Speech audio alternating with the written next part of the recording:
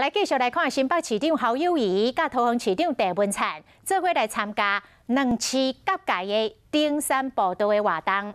侯友宜致辞的时阵，是向大凯郑文灿来吐连神，也就是甲诉苦，搁甲鞠躬敬礼，讲郑市长你争取预算真厉害，苏议长对你是百依百顺。 拜托你，都帮忙来争取预算，来解决掉新北市的交通问题。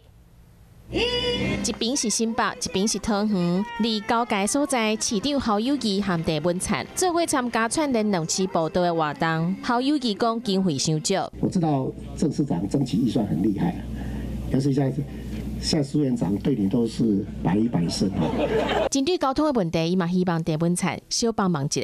我林口的回转带恁小说一下，恁讲恁遐议员拢反对，我就唔敢搁讲啊，你安知？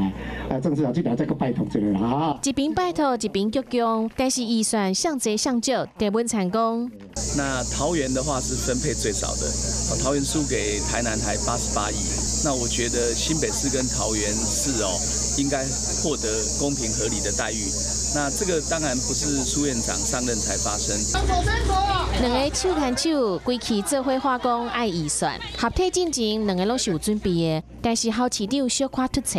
爱掏钱爱掏血啦，血就是 OXO 氧气OXO O2啦，不是 SO 就唔好去啊 ，SO 就唔好去啊。 两个人透早上山泡茶，嘛亲自行这条下过新北桃园的步道，就是想要看卖还有啥物款的项目会当合作，做伙拼市情。